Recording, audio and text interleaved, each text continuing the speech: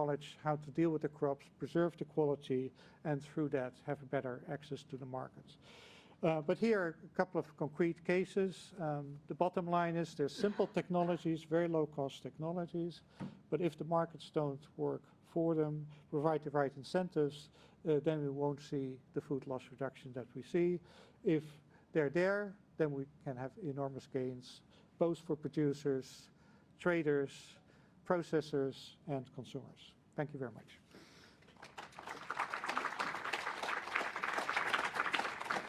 Thank you, Rob, for your presentation. We'll now turn to Denise Osterhues.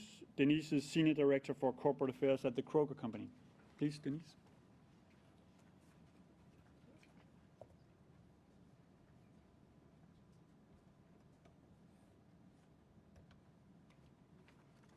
Hi, everyone. Good morning. I'm Denise Osterhues, and I lead sustainability and community engagement for Kroger, based in Cincinnati, Ohio.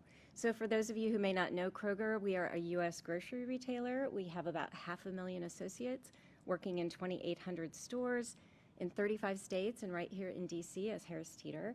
We also operate 36 manufacturing facilities, so we process a lot of our own brand food. And we have 42 distribution centers, so we have a pretty extensive operations and logistics network. So I am lucky enough to spend most of my time working on Kroger's Zero Hunger, Zero Waste social impact plan. And that is our commitment to end hunger in our communities and eliminate waste across our company by 2025. So those are really huge goals, and it's kind of scary, but we do have a plan, so I want to kind of outline the key parts of our plan. The first is we committed to launch an innovation fund to fight hunger and food waste, and I'll talk about that in a minute. We also committed to donate 3 billion meals by 2025 to our communities. But not just more food, also more balanced meals to promote health and nutrition. We committed to be a zero waste company by 2020, and then to achieve zero food waste by 2025. To help do that, we pledged to support public policy and infrastructure improvements to help achieve our goals. And, oops, went forward too quickly. We also pledged to work with partners because we truly cannot do this alone, and we know that. And so we work with Feeding America, World Wildlife Fund, and ReFed, among others, to help us on our journey. And then our ultimate goal is to transform our communities and improve health for millions. So how are we going to do that? One thing I wanted to point out is truly the topic of make it personal is really important for us because we have 500,000 associates in our stores every day, and they have a lot to do. And then we also serve 9.5 million plus customers every day who are coming through our stores, ordering online.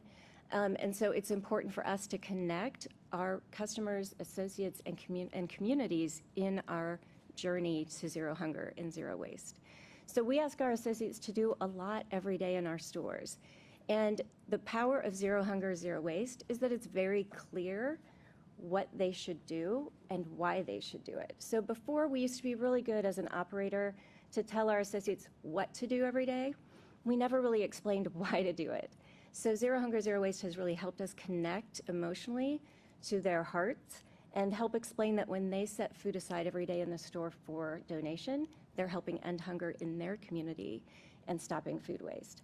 So I wanted to just mention a couple of the things we do in our stores every day to manage our food.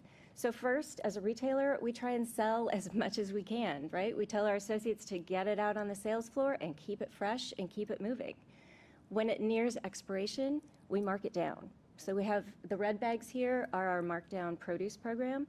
We call produce off the sales floor, put it in these red bags, and offer it as a discount, and our customers love it. And they come in and just grab these all day long, and they fly off the shelves.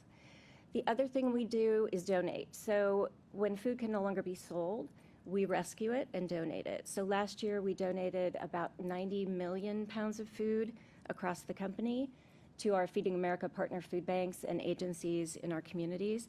And that's a big number, but we actually know we can do more. So when we did our food waste analysis last year, we learned we still have a big donation opportunity. We also focus on prevention. So a couple of things we're doing are our imperfect produce branded line of products is coming out soon called Peculiar Picks. So we're excited to see how customers respond to that. And we're also doing some date label standardization work to make it clearer for our customers when it is safe and best to use the food they have at home. So on the subject of innovation, though, we also just recently launched our Zero Hunger, Zero Waste Innovation Fund, which is part of our new foundation. And we issued our first open call in February. So excited to say we got 400 applications. We think about a third of them are focused on food waste prevention, a third on recovery, and about a third on recycling. So we're going through all of that now, but we are super excited to see what everyone is proposing because we're looking for things that will help us stop hunger and food waste. And we know that we can't do it alone, so it will take all of us working together, our customers, our associates, our communities, to really achieve our vision of a world with zero hunger and zero waste. Thank you.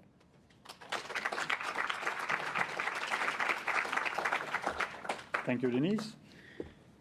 Our next speaker is Amy Bachmann.